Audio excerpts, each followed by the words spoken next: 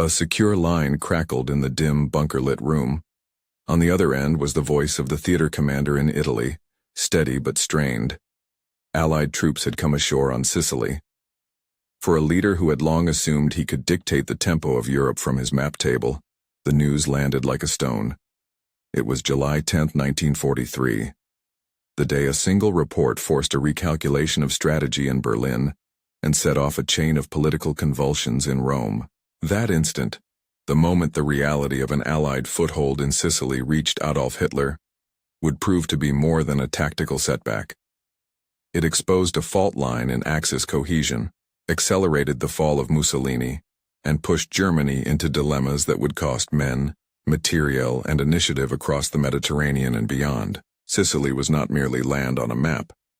Control of the island meant control of the central Mediterranean, the use of airfields within reach of southern Europe, and a staging ground for further operations into the Italian mainland. For months, the Allies had been preparing an amphibious invasion more ambitious than any before it, a combined operation of sea, air, and engineering effort, forged by lessons learned in North Africa. The assault that began in early July was the largest amphibious invasion to date, supported by hundreds of ships and thousands of aircraft, pushing ashore over 100,000 men in its first phases. Deception and diversion amplified its effect.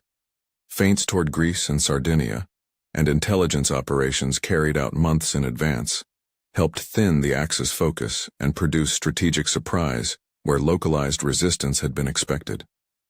On the shore, Allied assault forces practiced a checklist of modern amphibious warfare: pre-invasion bombardment to suppress defenses, coordinated air cover to deny the Luftwaffe freedom of action, naval gunfire to break coastal fortifications, and engineer units to clear obstacles and build the logistics that would sustain an advance. Behind the beaches, airborne operations and commando raids sought to disrupt command and control. The Americans of the 7th Army pushed ashore along the southern coasts. The British 8th Army advanced from the east and northeast. In the first days, the Allies exploited the combination of overwhelming air and sea superiority, the tactical surprise of landings across multiple sectors, and tight logistical discipline. Within weeks, they would turn Sicily's ports and roads into arteries for the invasion of mainland Italy. Yet the military facts on the beaches were only one half of the story. The defenders were not a single, resolute force. Italian coastal defenses were undertrained, poorly supplied, and increasingly demoralized. Many garrison units were composed of conscripts with little will to fight for a collapsing political order. Some local commanders delayed engagement or surrendered rather than face what they saw as inevitable slaughter. On several sectors, the Allies met resistance. On others, they found defenses collapsed or abandoned. Those scenes on Sicily's shoreline revealed a deeper exhaustion in Italy, a country whose alliance with Germany had become a strategic burden as much as a partner. Germany's presence on Sicily was limited and uneven. A handful of German formations, reinforced by specialists and mobile elements, were available to respond, but they were stretched thin, lacking the concentrated armor, reserves, and air cover necessary to defeat a large, coordinated amphibious assault. Field Marshal Albert Kesselring, commander of German forces in Italy, and commanders in the theater, including General Hans Hube among others, rapidly assessed the situation and sent blunt reports. German units could execute delaying actions, conduct skillful local defenses, and inflict losses, but they could not, with the forces on hand, drive the invaders back into the sea. Those assessments reached Berlin and demanded a strategic reply. It was in this context that Hitler heard the news. The image most chroniclers record is not a private inner monologue, but a set of observable reactions. A tightened jaw, a recognized look of concern among staff, the telling silence on the secure line as staff officers exchanged reports and alternatives. Hitler's reaction was shaped by two conflicting pressures. On one side lay the military reality spelled out by his commanders. Sicily could not be held indefinitely without diverting forces desperately needed elsewhere, primarily on the Eastern Front and in Western Europe, and without conceding air superiority that Germany could ill afford to lose. On the other side stood political imperatives. Abandoning Sicily would be public admission of failure to defend an ally. It would fracture the appearance of Axis resolve in Italy, and it might precipitate political collapse in Rome that could have unpredictable consequences for German strategy in the Mediterranean. Hitler's chosen path illustrated a pattern that had become familiar by mid-1943. Decisive rhetoric combined with operational ambiguity. He authorized determined defensive measures, insisting that Sicily be held as long as possible, yet he stopped short of clear unconditional evacuation orders. That vagueness was, in effect, a form of control, pressing subordinates to try to balance competing demands without providing the resources necessary to do so. It placed commanders like Kesselring and Hube in a precarious role, forced to buy time for political ends while improvising tactical solutions that would minimize German losses. Meanwhile, on the island, Allied momentum built. British and Commonwealth forces advanced through the eastern plains and into the interior, while American units pushed along southern approaches and seized key ports and road nodes. Palermo, Sicily's capital in the northwest, fell to the Allies within weeks, a significant blow to Axis control of the island, and an accelerating indicator that the invasion was succeeding. The capture of ports and the establishment of forward airfields allowed the Allies to project air power deeper into Italian territory and to shorten supply lines. The island began to function less as contested terrain and more as a springboard for further operations. German commanders applied their training and experience to mount delaying actions that were tactically sound. Rearguard units established strong points, used the island's rugged terrain to channel Allied advances, and conducted tactical withdrawals aimed at inflicting casualties while preserving combat power. They also coordinated a pragmatic evacuation plan across the narrow Strait of Messina to the Italian mainland. That evacuation operation, later implemented in August, would allow many German units to fight another day on the mainland rather than being annihilated or captured in Sicily. But even a successful evacuation would not erase the strategic effects of losing the island.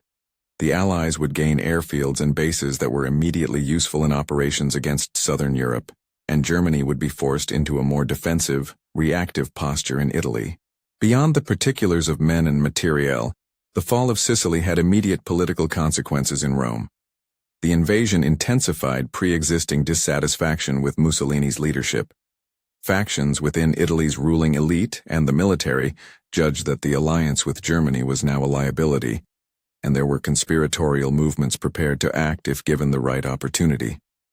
On July 25, 1943, only weeks after the landings on Sicily, Italy's Grand Council voted to remove Mussolini from power. King Victor Emmanuel III authorized Mussolini's arrest, and Marshal Pietro Badoglio was appointed as head of the new government. What emerged in Rome was a regime that spoke of continuity, but in practice began negotiations with the Allies, seeking a way to extricate Italy from a war that had already turned decisively against the Axis. Hitler's reaction to the crisis in Italy moved beyond tactical directives and into large-scale contingency planning. German staff in Berlin and Kesselring began preparing for the possibility that Italy might capitulate or that Rome would fall into Allied hands. The plan that manifested itself after the Italian armistice was Operation Axa, the rapid seizure of control across Italy by German forces, the disarmament of Italian units, and the occupation of strategic points to prevent Allied exploitation of Italian collapse. In the weeks after Mussolini's fall and in the immediate aftermath of the Italian armistice of early September, German units executed those plans with ruthless efficiency. Italian units were disarmed, key transportation hubs and mountain passes were seized, and German forces established a defensive cordon in northern Italy. What had been an alliance was turned overnight into an occupation. The political turmoil did not end with Mussolini's removal. In September, the Italian government secretly negotiated an armistice with the Allies, announced publicly on September 8. Allied forces then landed at Salerno to exploit the Italian defection, initiating Operation Avalanche. The German response was swift and brutal. Through Operation Axa, they seized control of Italian territory. No, that's incorrect. German commanders moved to disarm former Italian allies and to secure vital lines of communication. At the same time, in a dramatic demonstration of German resolve to salvage the political situation, German special forces executed Operation Eike, The daring rescue of Mussolini from imprisonment on the Gran Sasso mountain on September 12th. Mussolini was installed as the head of a German-backed puppet state in northern Italy, the Italian Social Republic. But his restoration did not reverse the strategic losses of the summer. Those events exposed the deeper cost of Sicily's loss. Operationally, the Allies now possessed forward airfields and staging areas that reduced the distance to industrial targets in southern Europe and improved logistical flexibility for future operations. The Mediterranean sea lanes grew safer for Allied convoys, and the opening of southern Italy as a theater tied German resources to a new front that required manpower, armor, and air cover. Assets increasingly scarce in the face of Soviet pressure in the east and the looming threat of a future cross-channel invasion from the west. Strategically, the fall of Sicily was a turning point because it produced a domino effect. A single successful amphibious campaign revealed Allied mastery of combined operations that had matured throughout the North African campaign and was now being applied with even greater scale and coordination. That operational competence translated into strategic advantage, political collapse in Rome, the creation of new Allied bases for bombing and supply, and the need for Germany to divert forces to occupy and pacify Italy and the Balkans. The island itself, once a point of contention, became a base from which the Allies could press their advantage. It is important to emphasize that German forces did not fail uniformly on Sicily.